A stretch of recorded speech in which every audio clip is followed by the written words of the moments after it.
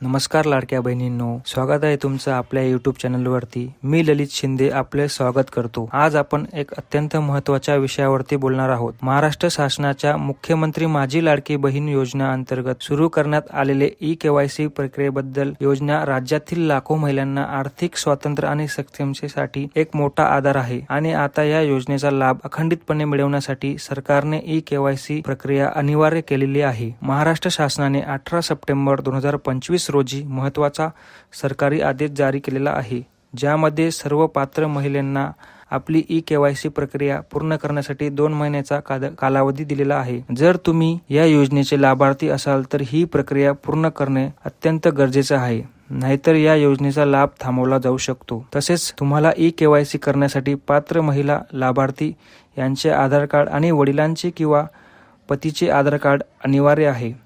तसेच सर्वात महत्त्वाचे, दोघांच्याही आधार कार्डला मोबाईल नंबर लिंक असणे गरजेचे आहे, ज्यावेळेस तुम्ही ई-केवायसी पूर्ण करू शकतात। त्यासाठी दोघांच्या आधार कार्डला मोबाईल नंबर लिंक आहे का हे चेक करून ई-केवायसी पूर्ण करा। या व्हिडिओमध्ये आपण ऑनलाईन पद्धतीने ई-केवायसी कशी पूर्ण करायची याची A to Z माहिती आपण या व्हिडिओमध्ये पाहणार आहोत। त्यासाठी हा व्हिडिओ शेवटपर्यंत पहा आणि माहिती तुम्हाला आवडली असेल तर हा व्हिडिओ तुम्ही तुमच्या मित्र व मैत्रिणी व कुटुंबियांपर्यंत नक्की शेअर करा। आणि आपण जर आपल्या यूट्यूब चॅनलवरती पहिल्यांदा आला असाल तर आपल्या यूट्यूब चॅनलला सबस्क्राईब करायला विसरू नका। चला तर लाडक्या बहिणींनो, आता आपण ही केवायसी ऑनलाईन पद्धतीने कशी करायची या विषयाची माहिती जाणून घेऊया। त्यासाठी तुम्हाला सर्वात प्रथम आपल्या मोबाईलमध्ये गुगल क्रोम ओपन करायचं आहे। त्यानंतर महाराष्ट्र शासनाची लाडकी बहीण महाराष्ट्र.government.in या वेबसाईट वरती यायचं आहे। या वेबसाईटची लिंक आपण आपल्या डिस्क्रिप्शन बॉक्स मध्ये दिली आहे, जिथे जाऊन तुम्ही डायरेक्ट या वेबसाईट वरती येऊ शकतात। या वेबसाईटवर आल्यानंतर तुम्हाला मुख्यमंत्री माझी लाडकी बहीण योजनेचे लाभार्थी ई-केवायसी प्रक्रिया पूर्ण करण्यासाठी येथे क्लिक करावे असा ऑप्शन तुम्हाला दिसत असेल।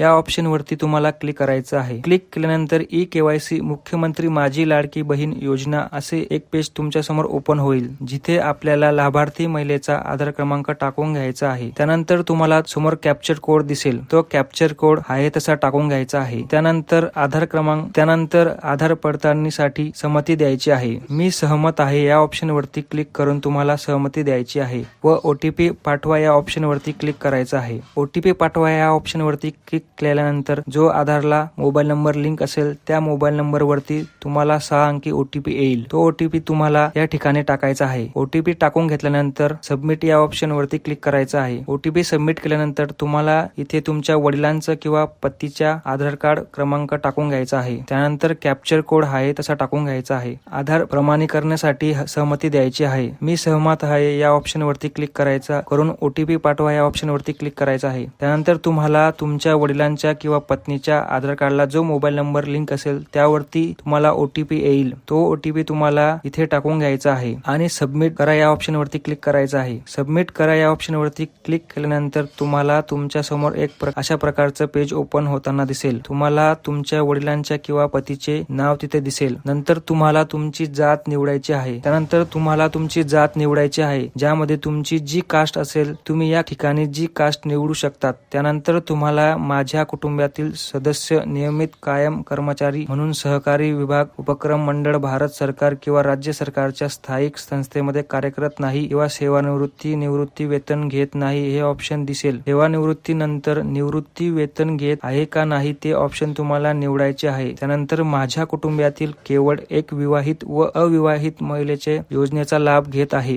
या ऑप्शन तुम्हाला हो किंवा नाही निवडायचं आहे। वरील माहिती खोटी आढळल्यास सक्त कारवाईस पात्र आहे या ऑप्शन वरती तुम्हाला क्लिक करायचं आहे। त्यानंतर सबमिट करा या ऑप्शन वरती क्लिक करायचं आहे। सबमिट करा या ऑप्शन वरती क्लिक केल्यानंतर तुम्हाला सक्सेस तुमची ई-केवायसी पडताळणी यशस्वीरित्या पूर्ण झाली आहे असा पेज तुमच्या समोर ओपन होईल। अशा पद्धतीने तुम्ही ऑनलाईन पद्धतीने घर बसल्या ई-केवायसी करू शकतात। आपणास जर ही माहिती आवडली असेल तर या व्हिडिओला तुम्ही तुमच्या मित्र मैत्रिणी व लाडक्या बहिणींना शेअर करा आणि आपल्या यूट्यूब चॅनलला सबस्क्राईब करायला विसरू नका आणि लाईक करायला विसरू नका। धन्यवाद।